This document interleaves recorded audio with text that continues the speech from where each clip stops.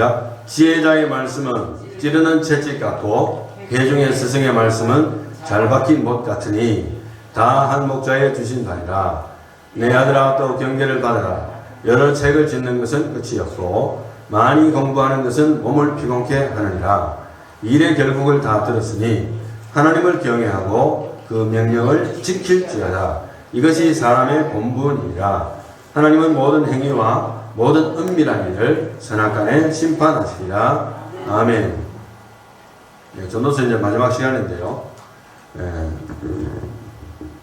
목회 철학에 대해서 생각을 좀 해볼 수 있는 구절과 연관이 되어서 저 자신을 한번 돌아보게 되었습니다.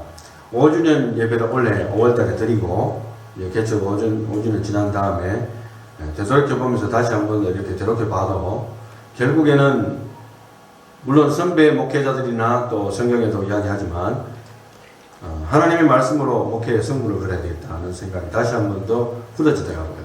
그래서 조금 더 열심히 기도하는 가운데 말씀을 준비해서 가르치고 전파해야 되겠다 하는 생각을 하게 됩니다. 11절 말씀에 오늘 본문 11절 말씀 보면 The words of wise men are like gold.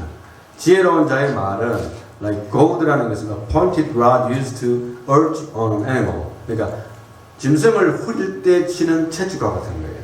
그러니까 짐승은 말로만 하면 안 될 경우가 있으니까 채찍으로 탁 이렇게 한다는 것입니다. 그래서 그 구절이 나오고 그 다음에 And masters of these collections are like well-driven nails. 그리고 이러한 그 지혜의 컬렉션은 그러한 마스터들은 어떤가 하면 well-driven nails, 아주 잘 박힌 목과 같다. 아주 정교하게 정확하게 박힌 목과 같다. 이렇게 해서 아주 요긴하게 인생의 삶에 있어서 중요한 핵심적인 가르침이 될 것이다. 그래서 이 구절을 보면서 제가 반성도 되고 다시 한 번 더 리마인드가 되는 것은 나의 설교가 찌르는 채찍과 같은가 이런 생각을 한번 해봤어요. 그래서 하나님 말씀을 증거할 때에 우리가 항상 해피하게 또 하나님께서 주신 축복에 대해서 설교하고 말씀을 증거를 해야 되겠지만 결국에는 하나님 말씀의 요소 중에서 가장 핵심적인 요소는 뭐냐 하면 그 설교를 듣고 내 마음이 찔려야 돼요. 내 마음이 찌르고 저희 마음도 찌르고 여러분의 마음도 찌르고 이렇게 돼야지 사실 영적인 각성이 일어나잖아요. 그래서 나의 설교가 찌르는 채찍과 같은가 아주 예리하고 또 하나님께서 말씀하시고자 하는 것을 있는 그대로 드러내주고 또 실감나게 전달되고 있는가 하는 것을 다시 한 번 더 생각해 보게 됩니다. 그래서 목회 철학은 역시 마찬가지예요. 말씀으로 승부를 걸어야 되겠다. 그런 생각이 들고 어떤 분이 저한테 또 뭐 최근에 이런 말씀을 하셨어요. 설교 좀 줄이시고 찬양을 좀 늘리자 뭐 이런 분도 있었습니다. 물론 저한테 friendly advice겠죠. 그래서 근데 이제 제 마음 속에서는 찬양도 늘릴 수 있으면 늘리고 설교는 시간을 늘리기보다는 퀄리티를 높여야 된다. 그렇게 생각합니다. 뭐 꼭 30분, 40분, 1시간 설교한다고 해서 많은 것을 전달한다고 해서 그것이 꼭 잘 되는 것이 아니고 기도하는 가운데 본인의 삶에서 적용하는 가운데 깊이 연구하여서 짧은 시간 내에 좀 더 양질의 말씀을 증가할 수 있도록 준비하는 것. 그것이 나의 마음이다. 이렇게 말씀을 할 수 있겠고요. 또 교회는 이제 우리가 선교사 지원하는 것이 있는데 좀 더 늘려야 되겠다는 이야기를 이미 말씀드렸고 장학금을 지금 현재 하고 있잖아요. 뭐 10불 장학금 얼마 안 되지만 5불 장학금 이렇게 해서 시작하는 것은 얼마 안 되지만 시작하고 그리고 사역자 양성의 문제는 장기적인 항목에서 우리가 해야 된다고 생각하기 때문에 하고 있는데 사실 우리도 이제 저도 그렇고 이제 점점점 우리가 나이가 많아져 갑니다. 그리고 이제 주일학교 활성화를 위해서 좀 더 고민을 해봐야 될 때가 됐고요. 그 다음에 제가 또 한 가지 기도하는 가운데 여러분들 나중에 의논도 해야 되겠지만 올해 말이나 내년에는 한번 추진하고 싶은 것은 노인과 장애인 전도를 성도를 섬기는 그 프로그램을 좀 만들어야 되겠다 그런 생각을 하고 있습니다. 그래서 모든 프로그램은 제가 단독으로 한 적도 없고 모든 회의를 해서 여러분들 동의를 받아서 또 재정이 허락하는 한에서 우리가 프로그램을 짜왔기 때문에 지난 5년 동안 적은 수지만 재정 문제 때문에 마찰을 일어난 적은 사실 한 번도 없었어요. 할렐루야. 이것도 감사한 일입니다. 그래서 재정 문제를 클리어하게 하고 의논을 해서 진행을 한다. 그러나 이제 지금 제가 요즘 기도하는 가운데 생각하고 있는 것은 노인과 장애인 성도를 섬기는 프로그램을 만들어야 되겠다 하는 생각이 들었어요.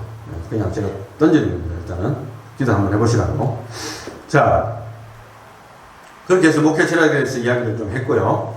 그 다음에 이제 12절 말씀을 한번 봅시다. 12절 말씀. But beyond this, 그 이 모든 것들 위에 my son, 나의 아들아, be warned, 경고를 받으라는 겁니다. The writing of many books is endless. 책을 여러 번 짓는 것은 끝이 없다. And excessive devotion to books is wearing to the body. 그리고 지나치게 책을 많이 읽고 공부하는 것은 결국에는 몸을 상하게 만든다. 이런 말을 경고를 하고 있습니다.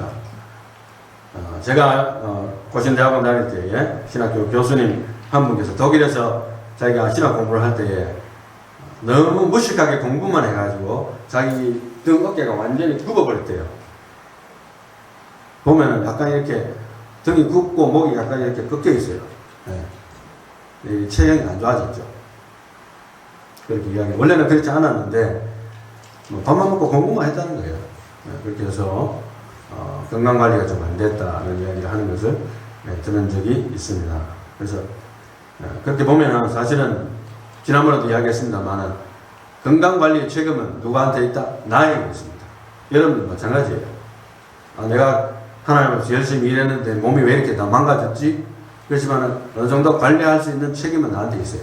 그것을 인정하고 우리가 생각을 해야 될 줄 압니다. 저도 목회자로서 지속적인 독서와 글쓰기의 쌓임이 하이 퀄리티로 나타나지 못한다면은, 그러니까 쉽게 말하면은 영의 양식의 질적인 향상이 없다면은 어떻게 될 것인가? 여기 앉아있는 사람 아무도 없을 거예요. 물론 교회는 많습니다. 그죠? 작은 교회든 큰 교회든 뭐 가족 단위든 많아요. 그렇지만은 앉아있어도 앉아있고 싶지 않은 상태에서 앉아있는 것과 정말 여기에서 나와서 예배드리고 싶다. 하나님 말씀 들을 때 즐겁고 내 마음이 찔린다. 내가 정말 살아나는 것 같다. 살아있는 예배다. 이런 느낌이 들 수 있다면 그것이 하나님 기뻐하실 목표고 목회자로서의 목표입니다. 어떤 사람이 아주 10대 때에 아주 자기 자신을 볼 때에 얼굴도 너무 못생기고 남자인데 보면 입도 좀 튀어나오고, 저도 입이 약간 튀어나온 편이거든요. 그래서 어릴 때 약간 이렇게 컴플렉스가 약간 있었어요. 그래서 어머니께서 그렇게 좀 입 좀 집어넣으라고 그런 말도 하는데 이렇게 그래서 자꾸 입 손으로 밀어 넣었어요. 그런데 자라면서 약간 변하긴 하지만 그런 컴플렉스들이 있을 수가 있습니다. 그래서 사람들마다 자기의 생김새가 만족스럽지 못하고, 저는 중학교 1학년 때 제 기억으로는 저희 반에서 60명, 한국은 그때 당시에 한 60명 정도의 학생들이 한 반에 있습니다. 미국이라면 상상도 못할 숫자죠. 근데 이제 한 60명 정도 되는데 그 중에서 여드름이 우리 반에서 1번, 2번 다툴 정도 내가 많이 났어요. 머리부터 시작해서 온몸에 여드름이 났어요. 그것 때문에 굉장히 난 나름대로 컴플렉스가 있었어요. 그래가지고 야, 이거 어떻게 나을 수 없을까? 그러니까 이제 자꾸 기름 끼는 걸 꺼리게 되는 거예요. 꺼리게 됐는데 희한하게도 성경 말씀에 피부를 윤택하게 하는 기름과 하는 그 구절을 내가 또 읽게 됐어요. 그걸 읽고 나서 그러면 오히려 기름기를 먹어야 되겠네. 그때부터 마구 먹어버렸어요. 국물까지 다 먹어버렸어요. 근데 신기한 거 있죠. 여드름이 거의 90%가 없어져 버렸어요. 할렐루야. 그 여드름 고민하는 친구들 보면요, 뭐 하려고 짜고 뭐 온갖 거 바르고 난리 치잖아요. 물론 그때 이제 여드름이 워낙 많이 나기 때문에 얼굴에 주근깨도 많고 구멍이 많고 뭐 이렇게 됐습니다. 사실은 머리부터 시작해서 등까지, 가슴까지, 목까지 얼마나 괴로워요. 그리고 어떨 때는 보름처럼 돼요, 그게. 근데 이제 저와 같은 케이스는 아닌데 이분도 그렇기 때문에 자기 만족이 안 되는 분이 있었어요. 그래가지고 굉장히 불편해 했는데, 그래서 집에서도 부모나 형제들이 자기를 항상 이렇게 디그레이딩 시키는 말을 많이 하는 거예요. 낮추는 말을. 그래서 항상 의기소침하고 이렇게 있는데, 어느 날 우연히 이제 어떤 계기를 통해서 알게 됐는데, 책을 잡고 있다 보니까 성공한 사람들의 공통적인 특징이 있는 걸 발견했어요. 그 공통적인 특징이 뭐냐 하면은 지속적인 책 읽기와 글쓰기. 그것이 대부분이 성공한 사람들의 특징이더래요. 그래서 열심히 책을 읽었답니다. 그리고 계속해서 나름대로 글을 썼대요. 그래서 굉장히 성공한 CEO가 됐습니다. 3, 40대가 돼가지고 잘 나가는 CEO가 돼서 강의를 하는 것을 들어본 적이 있는데 뭐 꼭 비단 그 사람의 얘기가 아니고 우리 목회에서도 마찬가지라고 생각합니다. 여러분들의 삶에도 마찬가지라고 생각해요. 그래서 계속해서 물론 우리가 지나치게 공부해서 몸을 망가지게 해서는 안 되겠지만 책을 읽어야 돼요. 책을 읽어야 돼요. 특히 하나님의 말씀을 많이 읽어야 됩니다. 할렐루야. 그래서 영적으로 성장을 할 수 있다고 생각이 됩니다. 그래서 몸을 열심히 상하지 않도록 롱런을 한다면 목회도 마찬가지입니다. 롱런을 원한다면 운동과 건강관리에 신경을 써야 돼요.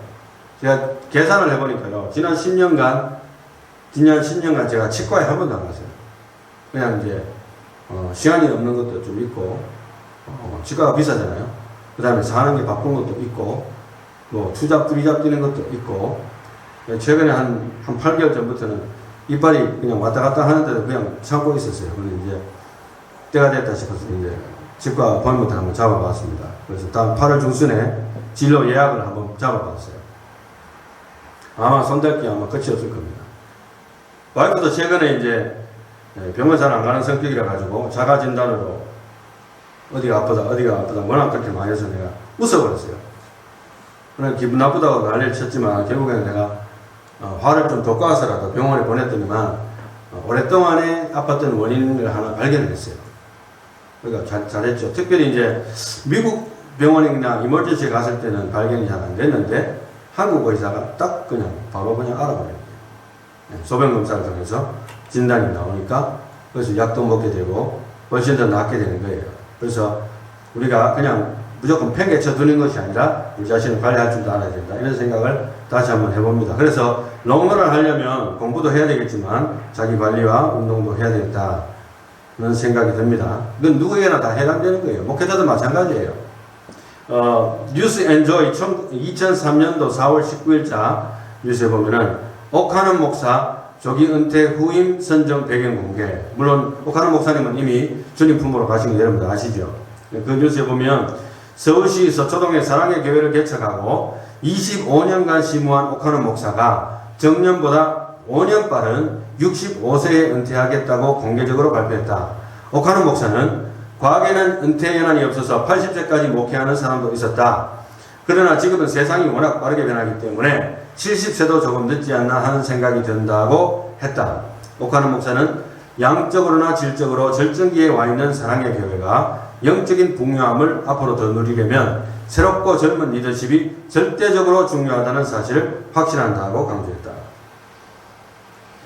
이렇게 해서 옥하는 목사님께서는 좀 일찍 은퇴를 하셨어요.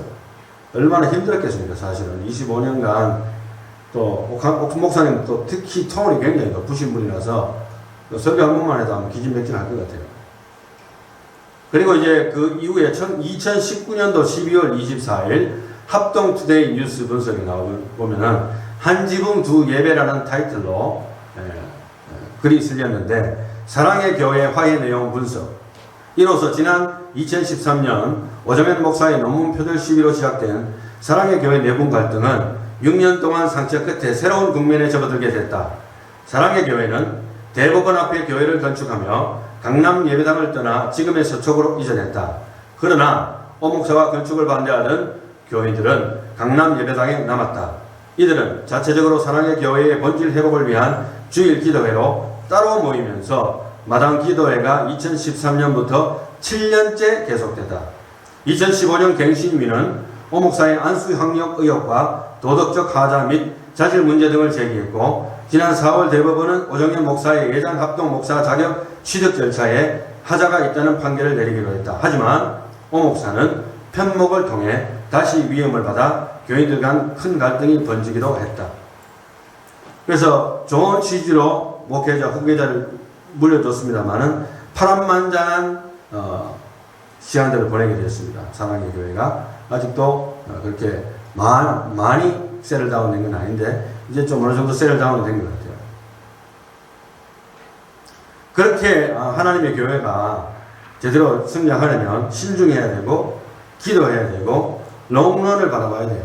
지금 당장 뭐 내가 많은 사람을 끌어모으기 위해서 어떻게 할까 이런 얄팍한 생각으로 목회한다면 그 목회자는 아마 실패할 거예요.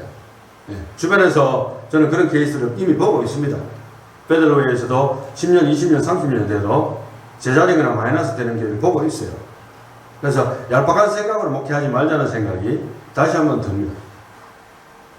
하나님의 교회는 그렇게 해서 진짜 질적으로 성장하는 게 아닙니다. 할렐루야. 13절 말씀. The conclusion when all has been heard. 결론적으로 말해서 이 모든 말씀을 들었으니 Fear God and keep His commandments. 하나님을 두려워하고 그의 명령을 지켜라. Because this applies to everyone. 이것은 모든 사람에게 적용이 되기 때문에 하나님을 두려워하고 그의 명령을 지켜라. 아멘. 어떤 사람은 말합니다. 저 하나님이 확실히 계신 줄 믿습니다. 그렇지만 누구나 나 같은 상황이 된다면 그렇게 행복해하고 감사하지는 못할 겁니다. 내 같은 상황을 한번 당해보라고 그렇게 이야기를 하는데요. 야고보서 2장 19절의 말씀에 이런 말씀이 있어요. 네가 하나님은 한 분이신 줄을 믿느냐? 잘하는도다. 귀신들도 믿고 떠느니라. You believe that God is one, you do well. 하나님이 존재하시는 걸 믿고 있다면 잘하고 있다는 거예요. The demons also believe. 그리고 마귀도 하나님이 계신다는 걸 믿고 있다는 거예요. 알고 있다는 겁니다. 그리고 and shudder, to tremble convulsively 이런 뜻인데 떤다는 거예요. 마귀도 떤다는 하나님 두려우니까. 그리고 로마서 1장 18절에서 20절 말씀에 이렇게 이야기합니다. 하나님의 진노가 불의로 진리를 막는 사람들의 모든 경건하지 않음과 불의에 대하여 하늘로부터 나타나나니 이는 하나님을 알만한 것이 그들 속에 보임이라.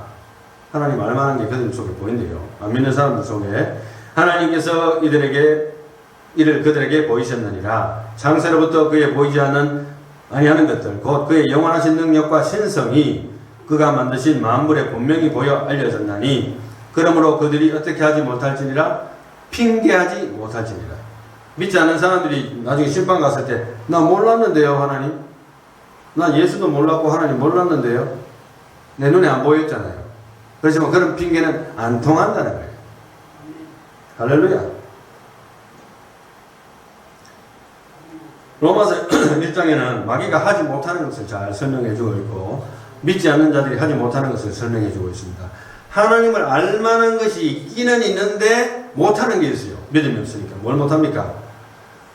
21절 하나님을 알되 하나님을 영화롭게도 아니하며 감사하지도 아니하고 오히려 그 생각이 허망하여지며 미련한 마음이 어두워졌나니. 아멘.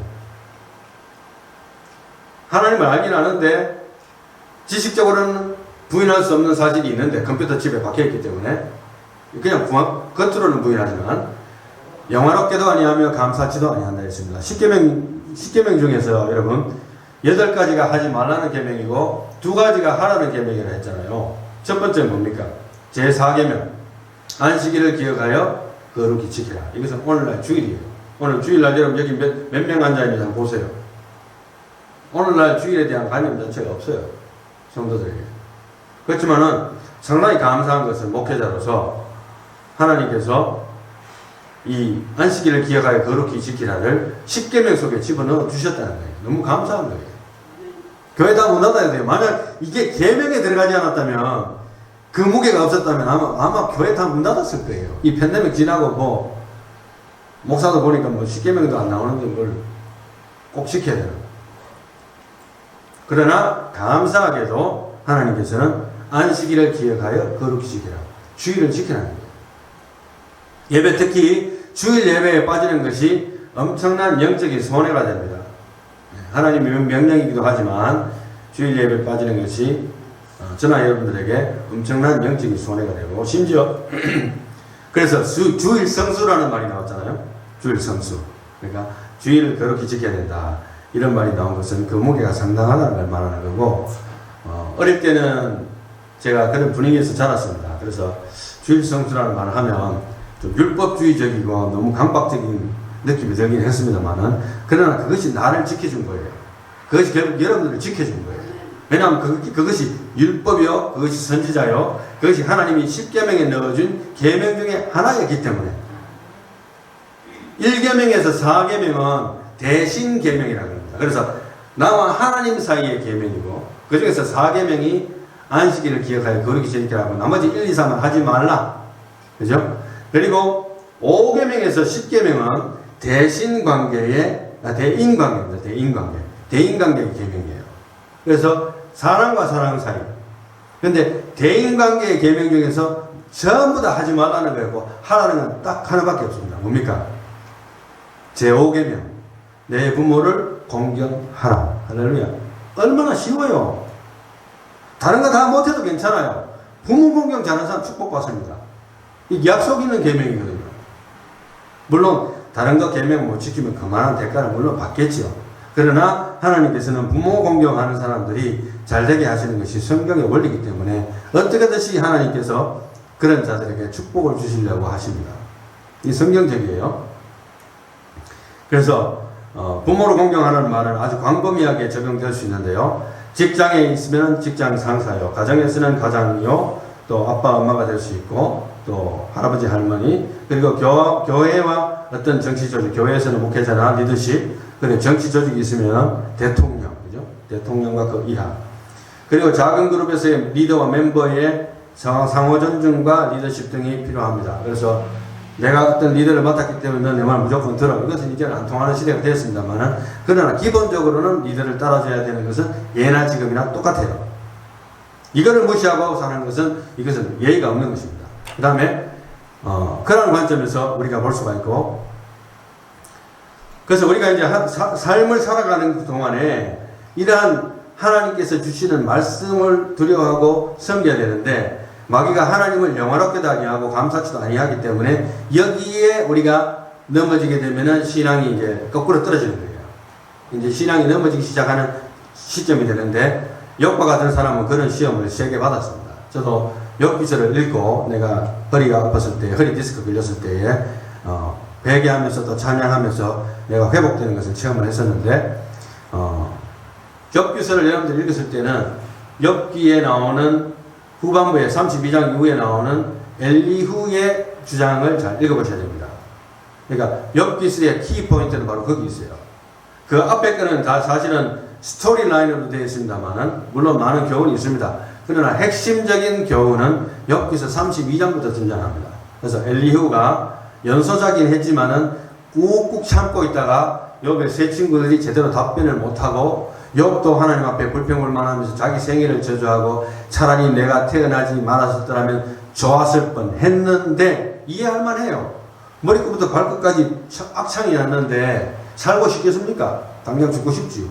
예, 그거 이해할 만해요. 그러나 욥이 생애를 저주함으로 말미암아 자기가 하나님보다 더 옳다는 주장을 하게 됩니다. 쉽게 말하면. 그래서 엘리후가 참다 못해가지고 결국에는 이제 이야기를 하게 되는데, 그 중에 이제 일부분을 보면 34장 5절을 보면 엘리후의 주장입니다. 욥이 말하기를 내가 의로우나 하나님이 내 의를 부인하셨고, 내가 정당함에도 거짓말쟁이라 하였고, 나는 허물이 없으나 화살로 상처를 입었노라 하니, 이제 좀 과장되게 표현하는 겁니다. 욥의 말을 한마디로 좀 과장되게 표현한 거예요. 그리고 7절 말씀에 어떤 사람이 욥과 같으랴 욥이 비방하기를 물맞으시듯 하며, 누굴 비방합니까? 자기 생일을 저주한다는 것은 곧 누구를 비방하는 거예요? 하나님을 비방하는 거예요. 내가 나를 저주하는 것은 나를 보내신 이를 비방하는 거예요.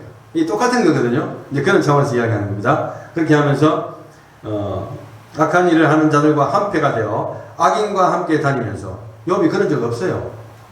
욥은 일평생 다니면서 단 한 번도 그런 행동한 적이 없어요. 무슨 뜻입니까? 결국에는 그 노선을 탔다는 겁니다.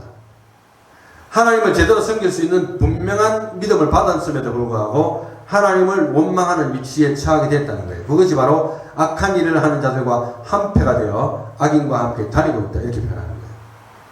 이러기를 사람이 하나님을 기뻐하나 무익하다 하는구나. 아무 소용이 없다는 표현을 많이 했잖아요. 내가 하나님 앞에 기뻐하고 내가 하나님 앞에 올바로 사는 게 What does it to me? 내한테 무슨 소용이 있는 거예요? 그렇게 욥의 주장이 계속적으로 이어진 것을 듣고 이제 엘리후가 이야기합니다. 그리고 이제 34장 36절에 보면 이렇게 모질기까지 이야기합니다. 엘리후가 나는 욥이 끝까지 시험 받기를 원하노니 이는 그 대답이 악인과 같으며. 욥이 그만한 시험을 받을 이유는 사실은 없어요. 하나님도 인정해요. 그렇지만은 그가 결국에는 하나님을 원망하고 자기 생애를 저주하는 데까지 이르렀기 때문에, 그리고 그것을 멈추지 않았어요. 계속해서 그런 태도를 고수를 했기 때문에 욥이 끝까지 시험 받기를 원한다. 끝까지 가라는 거예요. 37절 말씀에 그가 그의 죄에 반역을 더하며 우리와 어울려 손뼉을 치며 하나님을 거역하는 말을 많이 하는구나. 죄에다가 뭘 더했다는 반역을 더했다 했어요. 왜냐하면 원망은 반역입니다. 어떠한 경우에라도 하나님에 대해서 원망하는 것은 영적인 반역이에요. 이유가 없어요. 여기서 36장 21절에 이렇게 이야기합니다. 엘리후는 삼가 악으로 치우치지 말라. 그대가 환난은 이것을 택하였느니라. 환난보다 이것을 택하였느니라. Be careful. Do not turn to evil. 악으로 치우치지 말라는 거예요. 돌아가지 말라는 거예요. For you have preferred this to affliction. Affliction이라는 것은 a cause of persistent pain or distress. 그러니까 고통의 원인이 되는데 그 환난보다는 사실은 악을 택했다는 거예요. 뭘? 하나님을 원망하는 악을 택했다는 겁니다. 욥이. 그러한 원망이 올라올 수밖에 없는 입장이라는 것을 이해하면서도 그것이 분명히 죄라는 것을 엘리후가 사정없이 쳐버린 거예요. 욥기서 37장. 그 엘리후의 말이 지나자마자 하나님께서 이제 말씀을 하십니다. 이제 하나님도 이제 말을 해야죠. 엘리후가 이제 그 멍석을 깔아놨고, 멍석은 엘리후가 좀 깔아놨고, 이거 보면 참 하나님이 참 인내심이 많아요. 하나님은 직접 말씀하시는 것보다도 사람이나 환경을 통해서 먼저 말씀하시기를 원해요, 여러분. 하나님 지금 당장 여러분들에게 길을 나타나갖고 날기로만 이렇게 하면 좋겠지, 차라리. 속 시원하겠지. 뭐. 아니면 이렇게 해라. 내가 이렇게 해줄게. 얼마나 속이 시원해요, 차라리.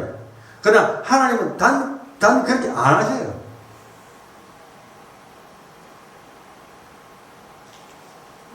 거지 나사로의 비유에서 나사로가 이제 먼저 죽고 부자가 지옥 갔잖아요.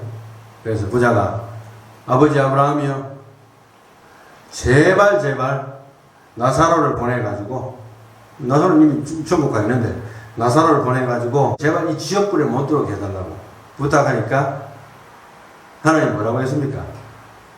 그들에게 모세와 선지자가 있지 아니하냐. 모세와 선지자에게 듣지 아니하면 죽은 자가 살아나서 그들에게 이야기하리라 하여도 듣지 아니하리라. 내가 안다는 거예요. 뭐 죽은 자 살아나고 뭐 뭔가 기적이 일어나고 난리쳐가지고 예수 믿으라고 한다고 해서 믿어지는 게 아니라는 거예요. 누구를 통해서? 모세와 선지자, 오늘날 말하면 목회자, 선교사, 바로 여러분들을 통해서 사람을 구원하시는 것이 하나님의 뜻입니다. 할렐루야. 그러니까 예배해야 돼요. 예수 믿는 자는 예배자의 자리에 나와야 되고, 믿지 않는 자를 예배자의 자리로 나오게 해야 돼요. 내가 그걸 다 설명할 수 없잖아요. 하나님이 예배를 통해서 그걸 가능하게 해주셨어요. 그래서 하나님께서 비로소 말씀을 하십니다. 먼저 엘리후가 멍석을 깐 다음에, 그거 기억하셔야 됩니다. 직접 먼저 하지 않았어요. 하나님이 기다렸어요. 그 다음에 37장 1절에 그때에 여호와께서 폭풍우 가운데서 욥에게 말씀하여 이르시되, 폭풍이 불면서 하나님이 무지막지한 말씀으로 말씀을 하십니다. 무지한 말로 세상 생각을 어둡게 하는 자가 누구냐? 너는 대장부처럼 허리를 묶고 내가 네게 묻는 것을 대답할지니라. 지금 하나님께서 욥에게 하시는 말씀이에요. 내가 땅에 기초를 놓을 때에 내가 어디 있었느냐? 내가 깨달아 알았거든 말할지니라. 누가 그것의 도량법을 정하였는지, 누가 그 줄을 그것의 위에 띄웠는지 내가 아느냐. 이렇게 하면서 장황하게 하나님이 또 당신의 천지 창조의 능력을 이야기를 해줍니다. 그래서 내가 땅에 기초를 놓을 때 네가 어디 있었니? 네 그거 말할 수 있냐? 한번 말해보라. 이게 이제 하나님의 지론인데, 이 하나님의 37장 이하의 그 지론의 핵심이 뭔지 아십니까? 나는 하나님이고 너는 인간이야. 핵심이 뭐냐면은 나는 절대 주권자고 너는 아무것도 아니야. 그래서 신앙생활을 여러분들이 롱런에서 성공하시려면요, 하나님이 절대 주권자라는 것을 절대 잊으면 안 됩니다. 요거를 잊어버리면요, 여러분 반드시 실패할 거예요. 슬럼프에 자주 빠질 겁니다. 왜? 내가 이만큼 했, it doesn't matter.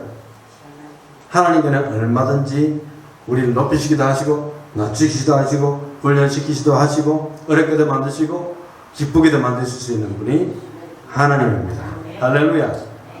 이걸 안다면 우리가 원망의 늪에 빠지지 않을 수가 있는 가능성이 생깁니다. 제가 가능성이 생긴다는데 주의하시기 바랍니다. 아주 쉽게 원망 빠질 수 있어요. 여러분, 웨스트민스터 소요리 문답에 있어서 제1문 1답이 뭔지 아십니까? 신앙 이제 보면은 상당히 재밌는 것인데, 이 욥이 잃어버렸던 것을 찾으려면 웨스트민스터 소요리 문답 1문, 제1문, 제1답. 제1문은 뭐냐면 사람의 제일 되는 목적이 무엇인가? 이런 질문이에요. 그 질문에 대한 답변은 이렇습니다. 사람의 제일 되는 목적은 하나님을 영화롭게 하는 것과 영원토록 그를 즐거워하는 것이다. 할렐루야. 다른 목적은 없는 거예요. 다른 건 그냥 다 부수적인 거고, 내가 존재하는 목적은 내가 즐거운 게 아니고 하나님을 영화롭게 하는 것과 하나님을 즐거워하는 것이 사람이 제일 되는 목적이래요. 나머지 전부 다 2, 3, 4, 5, 6, 7, 8, 9, 10. 나의 해피니스까지. 조금 잔인할 정도죠. 그러나 이것이 여러분들의 신앙을 지켜줄 것입니다. 할렐루야. 이제 14절입니다. For God will bring every act to judgment. 하나님께서는 모든 행동들을 심판대에 올리실 것이고, everything which is hidden. 모든 것이 숨겨진 것과 whether it is good or evil. 선한 것이든지 악하시던 것이 거기 숨겨진 모든 것들을 다 드러내서 심판대에 갖고 갈 것이다. 마지막에 맞닥뜨려지게 된다는 겁니다. 마태복음 12장 36절에서 37절에 이런 말씀이 있어요. 내가 너희에게 이르노니 사람이 무슨 무익한 말을 하든지 심판날에 이에 대하여 신문을 받으리니 네 말로 의롭다함을 받고 네 말로 정죄함을 받으리라. 아멘. 이 말이 중요한 거예요. 그래서 아까는 14절에 전도서 12장 14절에는 God will bring every act to judgment 했는데, 이 every act 중에는 말이 포함됩니다. 심판대에 오를 수 있는 가능성이 말입니다. 무슨 무익한 말을 하든지 심판날에 이에 대해서 신문을 받는다 했습니다. 이것은 천국 지옥과는 그 심판이 아니고 상급과 관련된 심판이라고 봐야 되거든요. 누가복음 12장 2절에서 3절 말씀에 이렇게 대합니다. 감추인 것이 드러나지 않을 것이 없고 숨긴 것이 알려지지 않을 것이 없나니 이러므로 너희가 어두운 곳에서 말한 것이 모든 것이 광명한 데서 들리고 너희가 골방에서 귀에 대고 말한 것이 지붕 위에서 전파되리라. 아무도 모를 거야. 천만의 말씀 다 알게 된다는 겁니다. 그리고 마지막 날에는 거기에 심판 대상이 돼요. 이 땅에서는 혹시 지나갈지 몰라도 마지막에는 결국엔 심판받게 된다는 겁니다.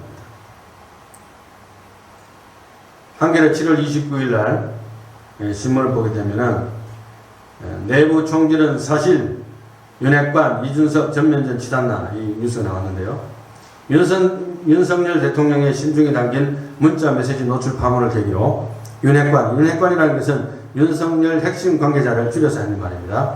윤핵관 쪽과 이준석 국민의힘 대표 쪽이 거친 말을 주고받으면서 전면전 양산으로 치닫고 있다. 윤핵관 중 하나로 꼽히는 이철규 국민의힘 의원은 28일 페이스북에서 지구를 떠나겠다는 사람이 아직도 혹세무민, 그러니까 세상을 어지럽히고 백성을 미혹하게 하여 속인다 하면서 세상을 어지럽히니 앙천대소 하늘을 보고 크게 웃음할 일이라는 글을 올렸습니다. 윤 대통령과 권성동 대표 직무대행 겸 원내대표가 주고받은 문자 메시지가 공개된 다음날 이 대표가 앞에서는 양의 머리를 걸어놓고 뒤에서는 정상배들에게 개고기를 받아와서 판다고 불편한 신기를 드러내자 윤석열 전 검찰총장이 대통령이 되면 지구를 떠난다고 했던 이 대표의 과거의 발언을 소환하며 공개 반격에 나선 것이다. 윤 대통령의 메시지는 이렇습니다. 우리 당도 잘하네요. 계속 이렇게 해야. 그리고 나서 답변을 받고 나서 내부 총질이나 하던 당대표가 바뀌니 달라졌습니다. 이준석 대표를 욕하는 거죠. 텍스트 메시지가 오고 가는 것을 누가 그걸 찍어버린 거예요. 이렇게 뒤에서 완전히 이런 경우도 있더라고요. 대통령의 문자 메시지가 만천하에 공개되어 버렸어요. 숨길 수 있는 게 없습니다. 숨길 수 있는 게 없습니다. 오늘 설교 본문이 무엇입니까? 설교 제목은 사람의 본분이라 했습니다. 사람의 본분. 두 가지로 간단하게 이야기하고 결론을 내리가 하는데요. The whole duty of man. 사람의 본분 두 가지. 첫째로는 아까 말씀드린 대로 예배자로 살아가라. 이것이 사람의 본분입니다.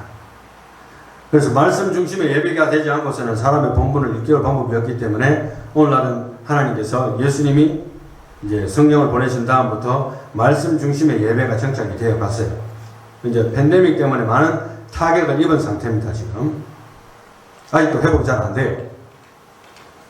그리고 13절에 일의 결국을 다 들었으니 하나님을 경외하고 그 명령을 지키시다. 이것이 사람의 본분이라. 사람의 본분은 예배다. 두 번째, 사람의 본분은 뭐냐 하면 하나님의 심판을 의식하고 살아가라는 거예요. 이게 사람의 본분이에요. 14절 말씀에 했듯이 하나님은 모든 행위와 모든 은밀한 일을 선악간에 심판하시리라. 여러분, 목사와 성도의 공통점이 뭔지 아십니까? 네? 여러분들이 설교를 하지 않잖아요. 목사는 설교를 하고. 그러나 공통점이 뭐냐면 둘 다 하나님 앞에서 모든 행위와 은밀한 일에 대해서 심판받는다는 점에서 똑같은 거예요. 전혀 다른 게 없어요. 구원을 받지만은 상급은 다릅니다. 이게 성경이고요. 또 이 땅에 살아가는 동안에도 일의 형통과 쇠망, 그리고 인생의 생사화복이 걸린 모든 문제, 이런 거는 하나님 앞에서 우리가 얼마나 주님의 말씀을 지키느냐에 따라서 달린 거예요. 사실은. 그리고 우리가 사실은 목표가 없는 인생은 죽은 인생이라 이런 말도 합니다만은 죄를 죄로 인식하지 못하는 인생은 사실은 인생 종치는 수가 있어요. 그래서 우리가 죄를 깨닫게 된다는 것은 상당히 은혜입니다. 할렐루야. 회개할 수 있잖아요. 다시 정신 차리고. 예. 이제 결론입니다. 오늘의 결론은 이렇게 말씀드리고 싶습니다. 인생을 즐기라. 그렇지만 하나님의 법 안에서만 즐기자. 이게 오늘의 결론입니다. 하나님을 섬긴다고 해서 꼭 우리가 뭐 불행하게 살고 뭐 재미없이 살고 뭐 오락도 하지 말고 놀러도 가지 말고 뭐 일을 하는 건 아니거든요. 하나님 주신 거 누려야죠. 그죠? 그러나 인생을 즐기되 하나님의 법 안에서만 즐기는 연습을 해야 된다. 전도서 11장 9절에서 10절 말씀에 청년이여 내 어린 때를 즐거워하며 내 청년의 날을 마음에 기뻐하여 마음에 원하는 길들과 내 눈에 보이는 대로 행하라. 그러나 하나님이 이 모든 일로 말미암아 너를 심판하실 줄 알라. 그런즉 근심이 내 마음에서 떠나게 하며 악이 내 몸에서 물러가게 하라. 어릴 때와 검은 머리의 시절이 다 헛되니라. 아멘. 제가 이 구절을 어릴 때 이제 중고등학교 시절에 막 읽으면서 좀 이해가 안 가는 거예요. 왜냐하면 마음에 기뻐하며 마음에 원하는 길들과 내 눈에 보이는 대로 행하라. 그것이 뭐 죄가 됐든 뭐든 뭐 즐기고 싶은 대로 즐기라. 이런 표현을 들리는 거예요. 예. 그러나 사실 그 표현이잖아요. 그러나 그 뒤에 문장이 중요한데 Yet know that God will bring you to judgment for all these things. 그렇지만 이 모든 일로 말미암아 너를 하나님께서 심판하실 줄을 기억해라. 어떻게 보면 이런 표현입니다. 너 하고 싶은 거 다 한번 해봐. 이런 뜻이에요. 뭐 화내고 싶으면 화내고 원망하고 싶으면 원망하고, 그죠? 나쁜 짓 하고 싶으면 나쁜 짓 하고, 네 육체가 원하는 대로 한번 해봐. 이 뜻이에요. 그렇지만은 결국에는 하나님이 심판하실 거야. 그래도 한번 해볼래? 이런 뜻이거든요. 약간 이렇게 좀 강한 표현입니다. 전도서 12장 1절에서 2절에 이렇게 이야기합니다. 너는 청년의 때에 너의 창조주를 기억하라. 곧 공고한 날이 이르기 전에 나는 아무 낙이 없다고 할 해들이 가깝기 전에 해와 빛과 달과 별들이 어둡기 전에 비 뒤에 구름이 다시 일어나기 전에 그리하라. 완전히 이제 인생이 끝나서 늙어서 무덤에 들어가기 바로 직전에 젊을 때에, 최대한 젊을 때에 누구를 기억하라? 창조주를 기억하라 했습니다. 여러분, 물론 우리가 일평생 살아가는 동안에, 그죠? 내가 70, 80, 90대에서 하나님을 전혀 모르다가 주님을 만나서 할렐루야 주님, 내 인생 지금까지 주님을 몰라고 살았는데 주님 받아주시옵소서. 뭐 천국 갑니다. 네, 천국 안 가는 거 아니에요. 그렇지만 뭐 주님 앞에 뭐 받았는가 싶은데 그냥 천국 가는 거예요.